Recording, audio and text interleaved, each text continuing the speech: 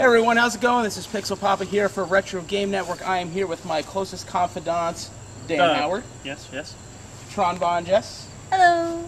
We are starting our first video here on Retro Game Network. We are going to take a little road trip up to the greatest video game store in the country called Digital Press up in Clifton, New Jersey.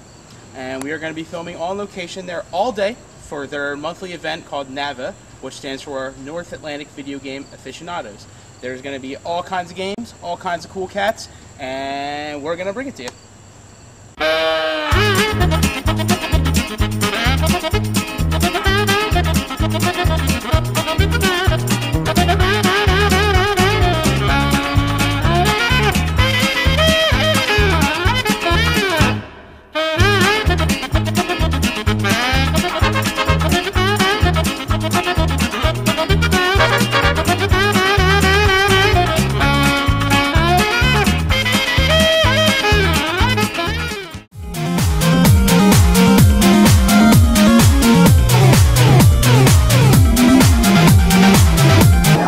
What's up? We're here now at Digital Press in Clifton, New Jersey. Digital Press has been one of the beacons of retro gaming in this country ever since the day it opened back here in 2005. Digital Press is like, they have everything from the absolute earliest Odyssey, Channel F, to all the current stuff, you know, 360, PS3, the whole 9 yards. This store, right now, what's going on here is a monthly event that they do called NAVA. And it's basically, you know, kind of like everyone comes in, hangs out, brings stuff to trade. You know, sometimes people are selling their own stuff out of like their own personal collections here. And it's just a really good time and a really good hangout. Now, I've been coming to this store and this event pretty much ever since it opened. And honestly, I can tell you, I've never seen a more tight-knit, passionate, just amazing group of people who just comes together in one place. Like, this store has not only built a reputation for itself for, you know, being an amazing video game store, but for just having the coolest freaking people who are a part of the whole thing. And so what I want to do for you guys today is really give you a good look at this place. And honestly, if you are in, I mean, this area is, you know, full of people. But, you know, if you are in the New York City metropolitan area, or even if you're not, this place, for any retro game fan, should be on your to-visit list. And I'm going to show you why.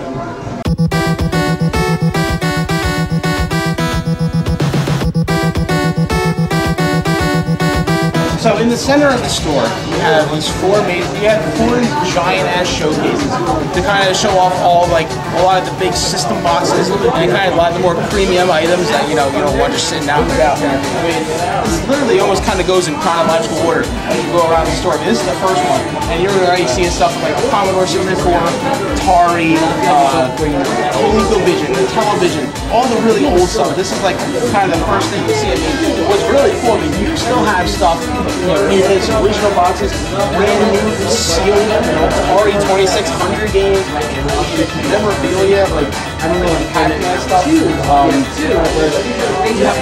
a bunch of Atari 2600 homebrew cards here for sale. They're all completely fan-made, the labels, the whole 9 yards. As you keep going, you get to newer and newer stuff, and now you're into the Master System, Dreamcast, Genesis, TurboGrafx,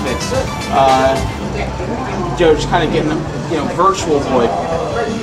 You know, literally, there's really no system here that is left unrepresented, and that's one of the really cool things about this store is that no matter what you're looking for pretty much any system that was made either in the States, and some are made there not even made in the States, you'll be able to find stuff here.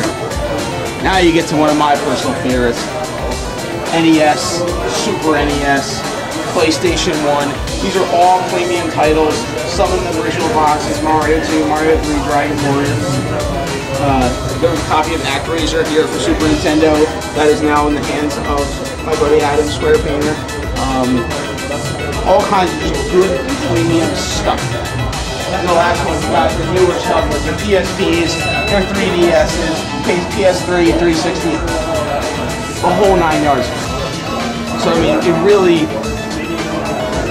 there's really no stone left unturned when it comes to the kind of stuff they have here, which is why pretty much when I need anything for my collection, this is why I come here, because I know they're going to have stuff for it. Like,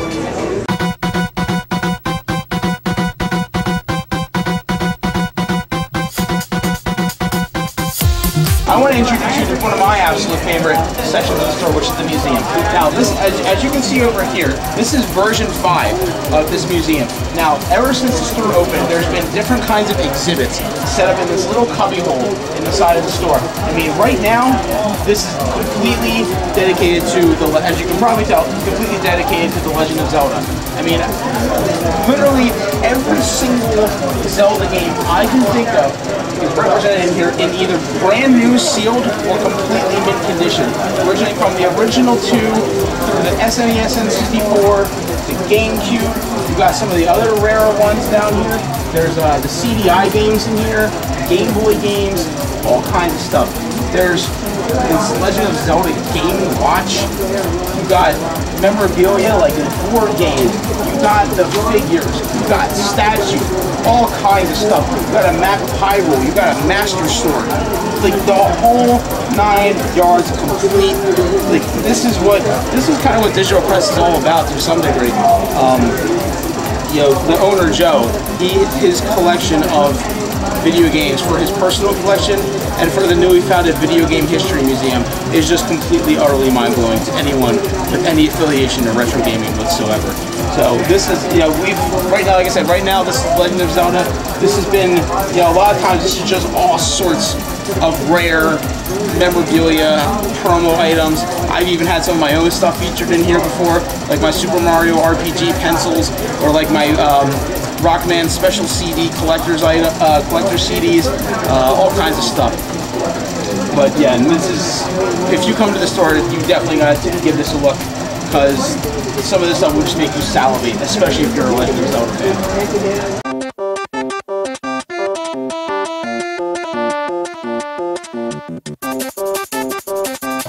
Okay, so I'm here with the man behind Digital Press, Mr. Joe Santulli. He's the man with the plans, my brother from another mother, one of the most legit dudes I've ever met. Joe, it's my umpteenth NAVA. This is, you know, I couldn't think of a better way to start off the RGN video series than with doing something for the store. I mean, this place, you know, I've been around the world and back and been to Japan, been to all the big retro hotspots there. And I always tell people, if I had to pick the best store in the world when it comes to retro gaming and the community, it's right here. So internet, if that means anything to you, this place is the most legit place in the world when it comes to retro gaming. Yes, internet. But, you know, you've talked about Digital Press on and on and on and on. But what I really want to ask you, very recently you just came home from Classic Gaming Expo, which is another one of your brainchildren. So can you tell us a little about Classic Gaming Expo and how it went this year? Yeah, sure. So Classic Gaming Expo is now in its 13th year, right? It started in '99, so that would have been 13, yeah. We did it in Las Vegas this year, which seems to be the place that we're going to stay at this point. We went back to the Plaza for the first year in a long time. So we had done a few years in Las Vegas in the past, but we left the Plaza, we did California, then we tried a couple of other places on the Strip in Las Vegas, and it wasn't quite to our liking, didn't quite fit us. The Plaza is very old school. We were really happy with the setting there and going back to the Plaza, which is just our roots. But the show itself runs like it does most of the time. You know, it's a lot like NAVA. It's like a very, very big version of this. So you get people who are really into retro games, people that sell retro games. You get your celebrities who are up there. You know, we had a couple of first timers. We had Howard Phillips for the first time doing a keynote with Tommy Tallarico. And then a whole bunch of guys that come regularly. A lot of the Activision staff, a lot of guys that worked for television back in the day. That's awesome. It's cool those guys are still around. And they come back every year. They're big supporters. Okay, so it's that's pretty cool. Exciting. You know, there's always cool stuff going on, and we had a good attendance this year. And I'm glad to hear that. I'm glad to hear that. I wish it wasn't so far from good old Jersey, but yeah. No, being far away from Jersey is good. Well, speaking of things that are also not around here, one of your other brainchildren is actually this guy right here, the Video Game History Museum. Right. Like, now what's the status on the museum? How's that going? So we started this project a little over a year ago, right, where we launched a Kickstarter saying, you know, we're around and we want to try to get all of our stuff localized and mobile, so that we can do these traveling museums a little bit easier. When finally got the update out there, and the update basically shows you what we did for the last year, and it's a lot of stuff. Yeah. Like, when I was sitting down there editing, I'm like, shit, how did I get anything else done? When every month we're at some show, or doing some trip, or you know, there's some major thing kind of going on, and all of those things take a lot of planning. And, you know, follow up and. No, for those who have not really followed the goings on of the History Museum, what would you say are some of like the major bullet points that you guys have accomplished in that past year? The first bullet point for us was the mobilize, because we had gone, Classic Gaming Expo was basically the start of it, and Video Game History Museum is what we want to do next. We want to be able to take this massive collection of stuff that we only bust out once a year and put it in a place where everyone can come see it on any given day, right? So step one was, let's get this shown a little bit more than just the Classic Gaming Expo. Let's be at PAX, let's go to the DICE Summit, let's make sure E3 wants us there. Let's be ready to be at any of these places at any given time with our collection and show it off so that more and more people will become aware that there is this project. And we definitely achieved that goal.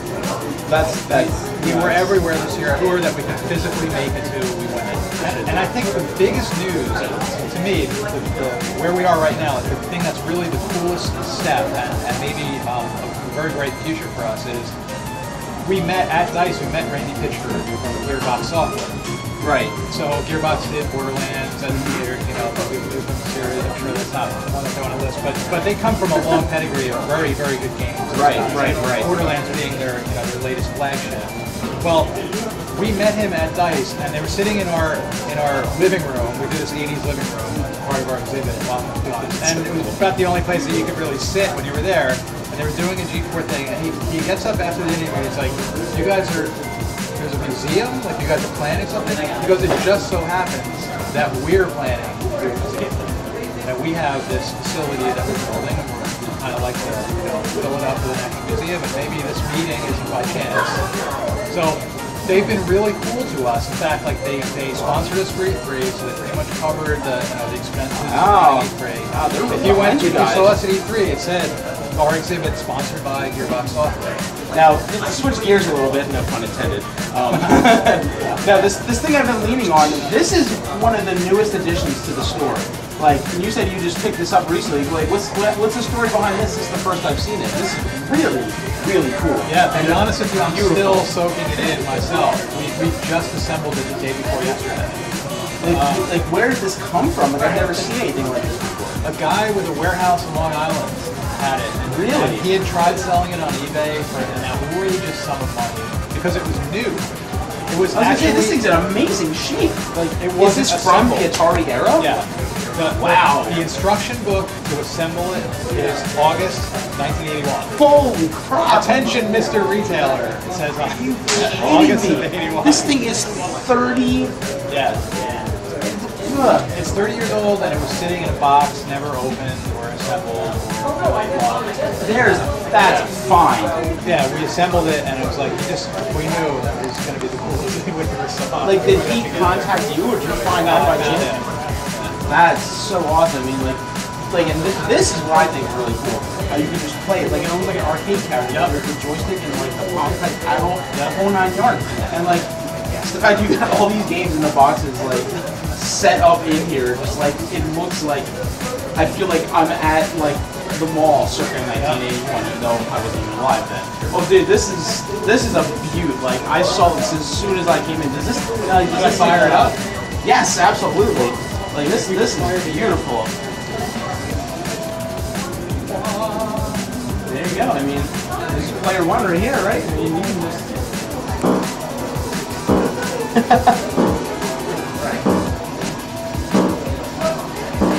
Closer to the edge of the seesaw, it's like real physics. Closer to the edge of the seesaw, the higher the guy. But just being able to do, even despite how sucky I am at this game, just being able to do, like, play Atari, but on, like, an arcade type unit, it's just the coolest thing. Like,